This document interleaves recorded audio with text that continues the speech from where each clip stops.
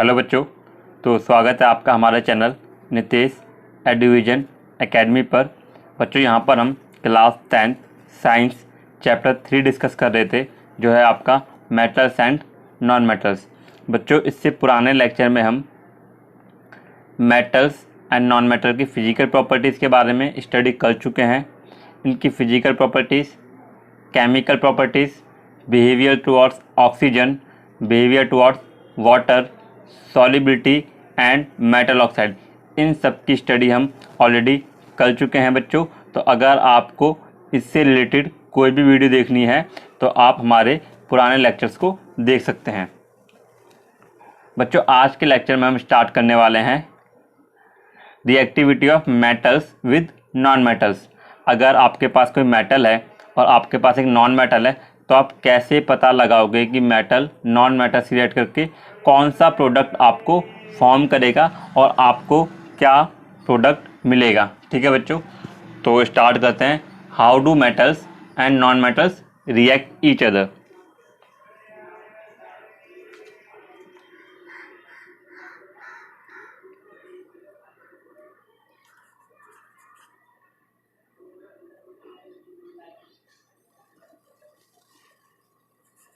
How do metals and non-metals react each other? बच्चों आपको ये टॉपिक पढ़ने से पहले how do metals and non metals react each other आपको कुछ बेसिक टर्म्स पता होने चाहिए, जैसे कि कैटायन क्या होता है, एनायन क्या होता है, एंड जो हम 9th क्लास में पढ़ चुके हैं electronic configuration, valency, positive charge, negative charge, इन सब के बारे में आपको एक बेसिक आइडिया होना चाहिए। तो बच्चों पहले हम डिस्कस करते हैं कैटायन एंड एनायन आपके क्या होते हैं।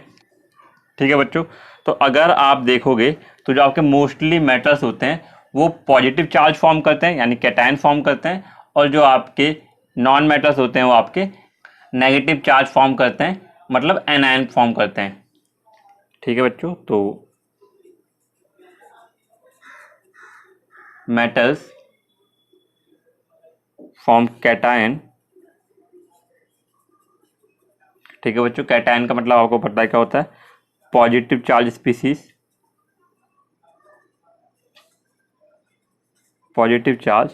एंड आपके जो बच्चों नॉन मेटल्स होते हैं फॉर्म एनायन, इसका मतलब बच्चों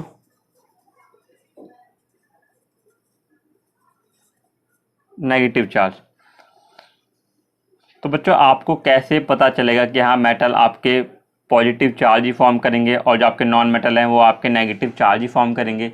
तो बच्चों इसके लिए आपको बेसिक कुछ रूल्स थे जो आप 9th क्लास में पढ़ चुके हो, हम एक बार और डिस्कस कर लेते हैं।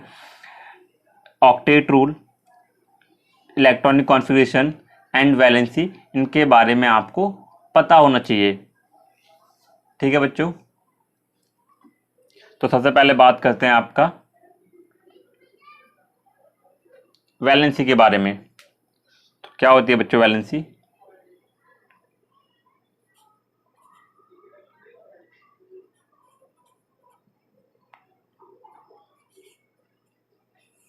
वैलेंसी बच्चों, वैलेंसी को कंबाइनिंग कैपेसिटी भी बोला जाता है। कंबाइनिंग कैपेसिटी का मतलब है कि कोई भी एलिमेंट कितने एलिमेंट्स के साथ आपका बॉन्ड फॉर्म कर सकता है। ठीक है, तो इसको बोला जाता है आपका combining capacity of an element is known as valency. ठीक है बच्चों,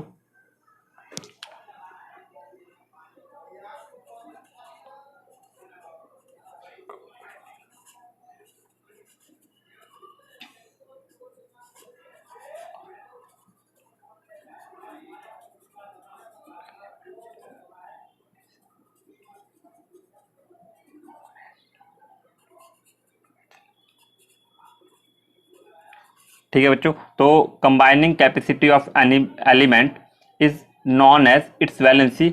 और बच्चों इसकी एक और डेफिनेशन हो सकती है।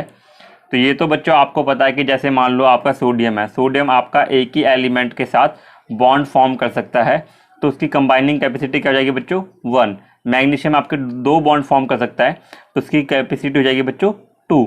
इसका एक और डेफिनेशन हम दे सकते हैं। तो बच्चों आपने 9th क्लास में ऑक्टेट रूल पढ़ा होगा। ऑक्टेट रूल आपका सिंपल बोलता है आपके आउटर मोस्ट सेल में 8 इलेक्ट्रॉन करने होते हैं, जिससे वो आपका नोबल गैस कॉन्फ़िगरेशन अटेन कर लेता है और स्टेबल हो जाता है। तो बच्चों इलेक्ट्रॉन लॉस कर कर या इलेक्ट्रॉन गेन कर कर अगर कोई एलिमेंट अपने ऑक्टेट को कंप्लीट किया जाता है, तो जितने इलेक्ट्रॉन उसको लॉस करने होंगे कि जितने इलेक्ट्रॉन उसको गेन करने होंगे, उसको उसकी वैलेंसी बोला जाएगा। ठीक है बच्चों, तो इसकी डेफिनेशन लिख लेते हैं। It is the number of electrons required to complete its octet by gain और लॉस ऑफ इलेक्ट्रॉन। ठीक है बच्चों, तो किसी भी एलिमेंट को अपना ऑक्टेट कंप्लीट करने के लिए जितने भी इलेक्ट्रॉन लॉस करने होते हैं या गेन करने होते हैं, उसको उसकी वैलेंसी बोला जाता है। तो बच्चों वैलेंसी समझने के लिए पहले हमको ऑक्टेट रूल समझना होगा। ऑक्टेट रूल क्या होता है? तो ऑक्टेट रूल होता है अपने आउटर मोस्ट सेल, जो आपका बाहरी कक्ष होता है, आउटर मोस्ट सेल होती है या वैलेंस सेल भी इसको बोलते हैं, उसमें 8 इलेक्ट्रॉन कंप्लीट करना। ठीक है बच्चों, तो पहले ऑक्टेट रूल लिखते हैं।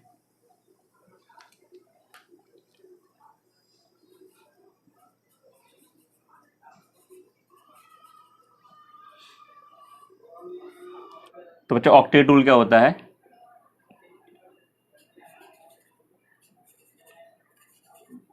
The tendency of an atom to prefer to have, ठीक है बच्चों, प्रीफर करता है टू हैव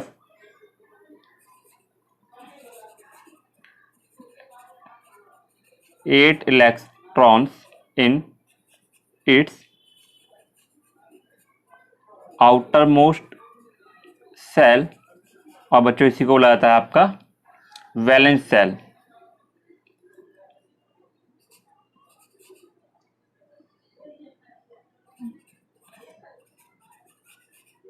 ठीक है बच्चों, तो ये था आपका ऑक्टेट रूल। ऑक्टेट रूल क्या होता है? अपने आउटर मोस्ट सेल में या अपने वैलेंस सेल में 8 इलेक्ट्रॉन कंप्लीट करना। और बच्चों ये कंप्लीट कैसे किया जाता है? बाय गेन और लॉस ऑफ इलेक्ट्रॉन। और जितने इलेक्ट्रॉन आप लॉस करते हो या गेन करते हो, उसको क्या बोला जाता है? उसकी कंबाइनिंग कैपेसिटी, इसका मतलब वैलेंसी। चलिए इसको कुछ एग्जाम्पल के साथ समझते हैं।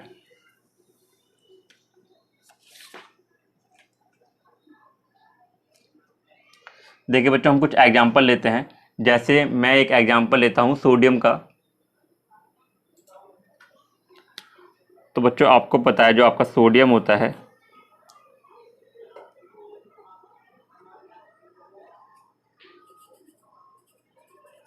तो बच्चों सोडियम का सिंबल होता है आपका Na, और इसका जो एटॉमिक नंबर होता है बच्चों वो होता है 11।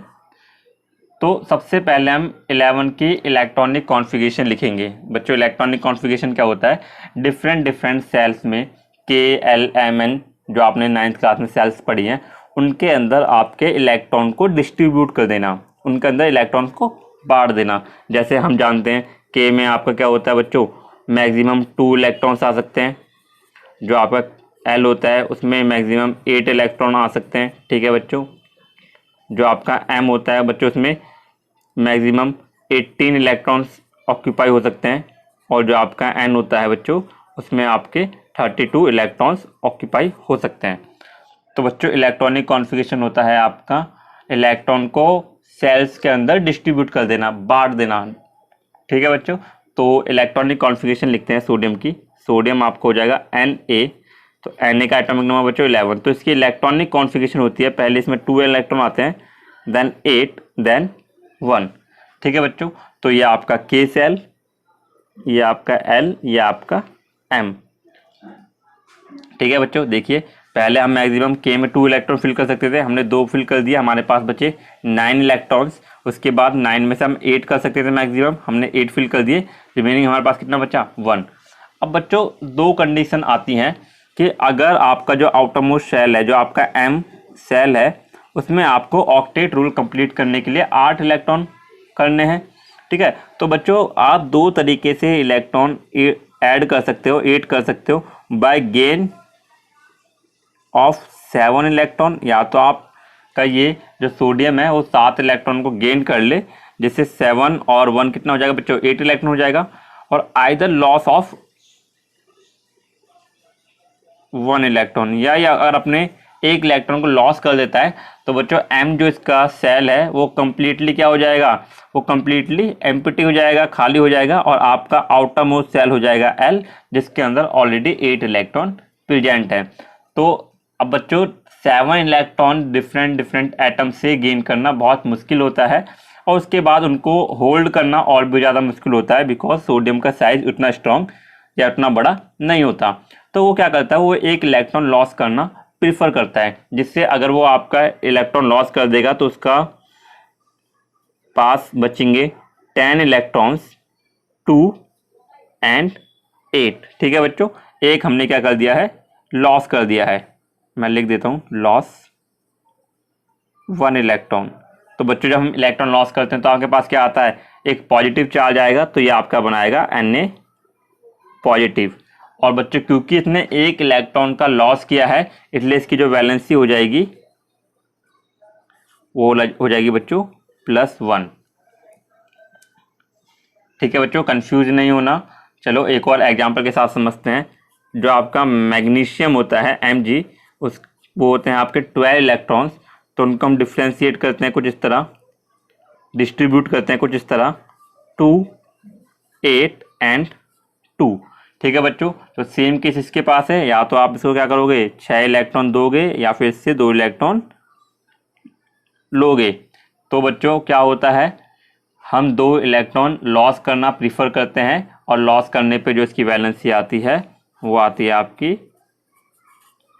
+2।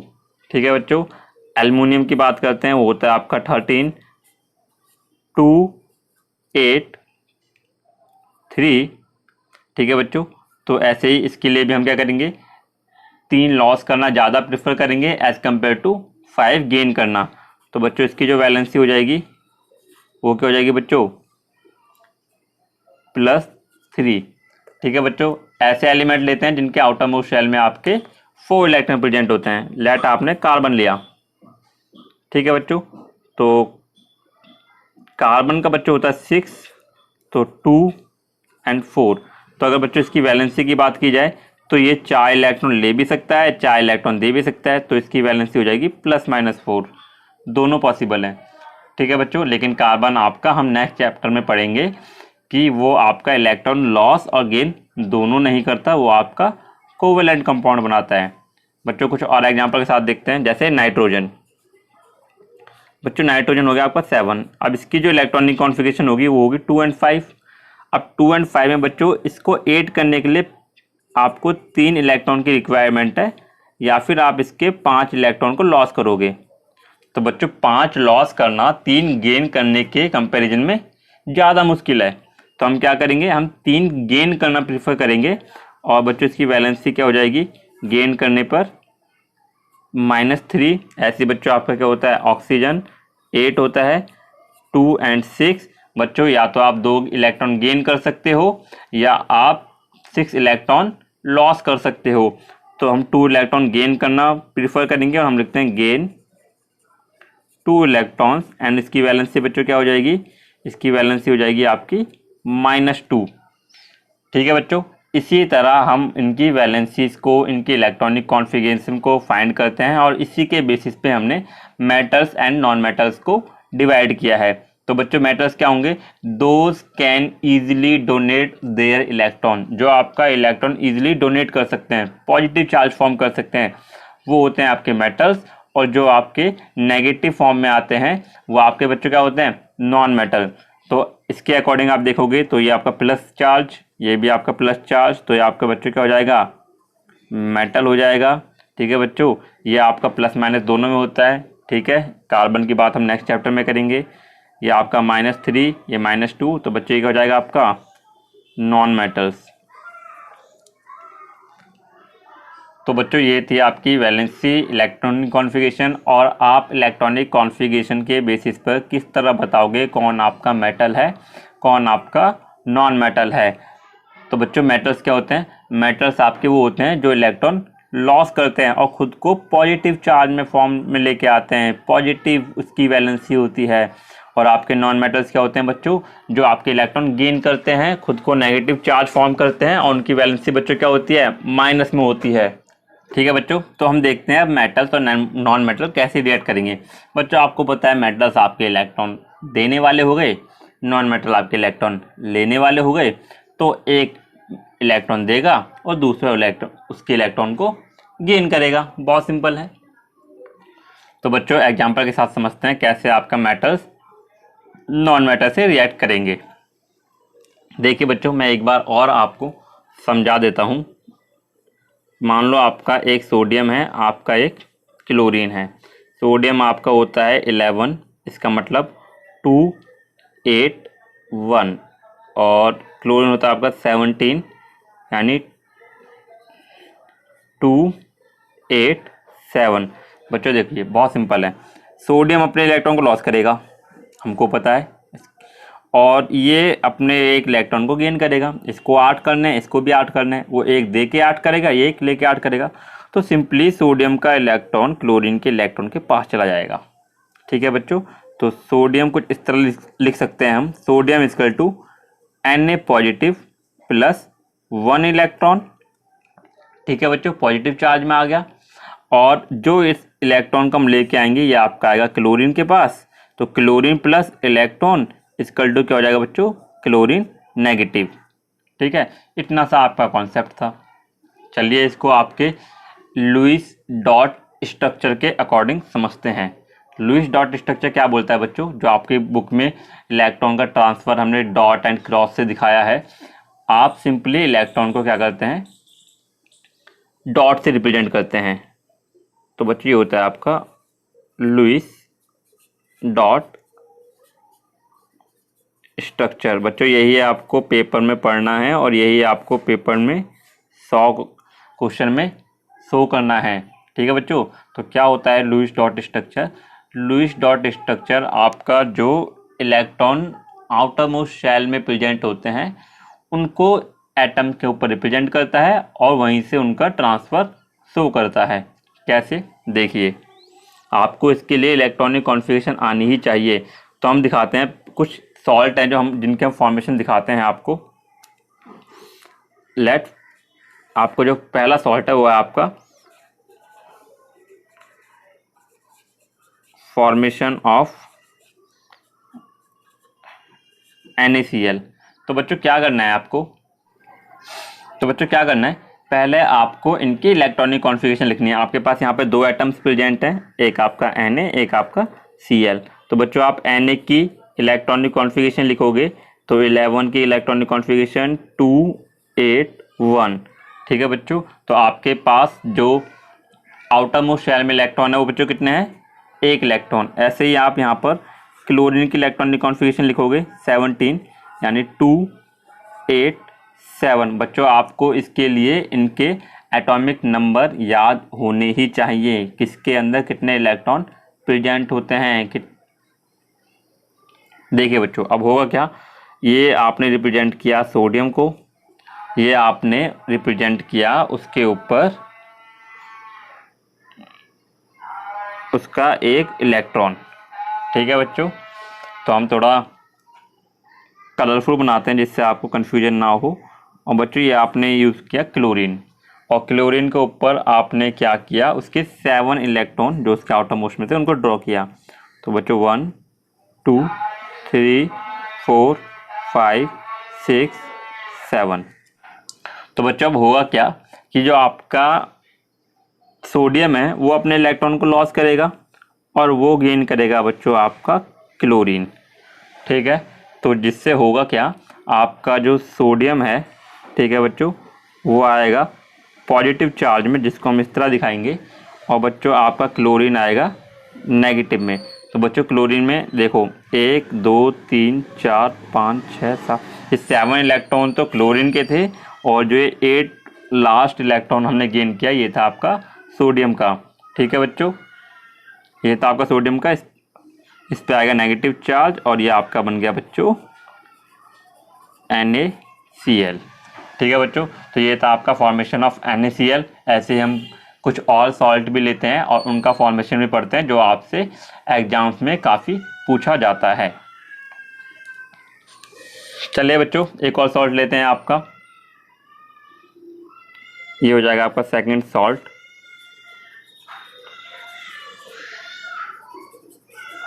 फॉर्मेशन ऑफ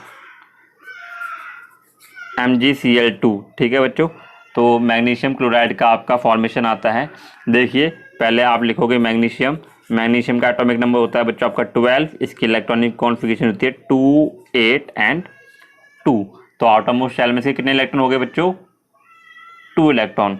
ऐसे बच्चों आप क्लोरीन लिखोगे 17, इसका बच्चों क्या होता है 2 8 7। तो बच्चों इसके आउटरमोस्ट शेल में कितने इलेक्ट्रॉन हुए? 1। अब बच्चों समझने की बात देखो यहाँ पे कि यहाँ पे अगर आप एक क्लोरीन की बात करो तो आपका एक क्लोरीन एक इलेक्ट्रॉन को गेन कर सकता है।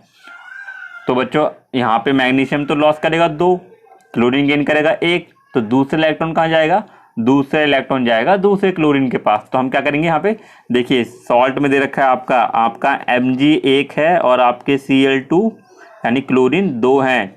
ठीक है बच्चों, तो आप कुछ इस तरह इसको बना सकते हो, जैसे मैंने यहाँ पे लिख दिया बच्चों Mg मैग्नीशियम, और बच्चों यहाँ पर मैंने लिख दिया आपका क्लोरीन Cl, एंड बच्चों एक Cl आपने यहाँ लिख दिया। आप इसको कैसे भी रिप्रेजेंट कर सकते हो, लेफ्ट राइट अप डाउन कहीं भी। तो बच्चे देखिए, तो इसको हम कहीं भी रिप्रेजेंट कर सकते हैं, लेफ्ट राइट अप डाउन कहीं भी आप इसको रिप्रेजेंट कर सकते हो। ऐसा कहीं नहीं लिखा कि आपको जैसे बुक में रिप्रेजेंट करना है वैसे रिप्रेजेंट करना है, बट आपको इलेक्ट्रॉन का ध्यान रखना है। बच्चों कितने इलेक्ट्रॉन है मैग्नीशियम के पास? मैग्नीशियम के पास है आपके 2 इलेक्ट्रॉन, मैंने इस तरह दिखा दिए। बच्चों क्लोरीन के पास कितने इलेक्ट्रॉन है? 7, 1 2 3 4 5 6 7, 1 2 3 4 5 6 7। तो बच्चों क्या होगा, एक इलेक्ट्रॉन आपका इस क्लोरीन के पास जाएगा, यानी एक क्लोरीन एक इलेक्ट्रॉन गेन करेगा, और दूसरा इलेक्ट्रॉन आपका इस क्लोरीन के पास जाएगा। तो बच्चों जो आपका मैग्नीशियम बनेगा वो क्या बनेगा बच्चों आपका 2 पॉजिटिव, और जो बच्चों आपका क्लोरीन बनेगा वो आपका क्या बनेगा बच्चों? देखिए बच्चों क्लोरीन का इस तरह ही बनाना है Cl, तो 1 2 3 7 इलेक्ट्रॉन बच्चों इसके थे, एक इलेक्ट्रॉन एक क्लोरीन ने गेन किया। बच्चों आप इसको इस तरह ही दिखाओगे -1 चार्ज, क्योंकि आपके पास 2 क्लोरीन थे तो बच्चों आप यहाँ पे नीचे 2 लगा दोगे। तो बच्चों ये आपका सॉल्ट बन गया क्या? MgCl2। ठीक है बच्चों, एक और सॉल्ट की आपकी बात करते हैं बच्चों, ये आपका लास्ट एक और एग्जांपल डिस्कस कर लेते हैं, formation of AlCl3 aluminium chloride. ठीक है बच्चों, तो इस बार इसको अलग तरीके से रिप्रेजेंट करके दिखा देते हैं। देखिए बच्चों aluminium electronic configuration 13 2 8 3, chlorine electronic configuration 17 2 8 7। फिर से बच्चों क्लोरीन आपका एक इलेक्ट्रॉन गेन करेगा, बट एल्युमिनियम आपके 3 इलेक्ट्रॉन लॉस करेगा। तो किसको करेगा 3 इलेक्ट्रॉन लॉस? 3 अलग अलग क्लोरीन को। तो बच्चों यहाँ पे हम लिख देते हैं एल्युमिनियम विथ 3 इलेक्ट्रॉन, 3 इसके इलेक्ट्रॉन अलग से दिखा देते हैं, 1 2 3, ये इसके आउटरमोस्ट इलेक्ट्रॉन है। बच्चों यहाँ पे आप लिख देना 3 chlorine, 1 chlorine 2 chlorine and 3 chlorine. तीनों के पास बच्चों उसके अपने अपने वो दिखा दो इलेक्ट्रॉन, 1 2 5 7 7 1 2 3 4 5 6 7। ठीक है बच्चों, तो एक इलेक्ट्रॉन आपका जाएगा इस क्लोरीन के पास, एक जाएगा आपका इस क्लोरीन के पास, और एक जाएगा आपका इस क्लोरीन के पास। तो बच्चों क्या हो जाएगा, एल्युमिनियम का जो चार्ज हो जाएगा वो हो जाएगा +3 एंड जो आपका क्लोरीन हो जाएगा वो बच्चों क्या हो जाएगा आपका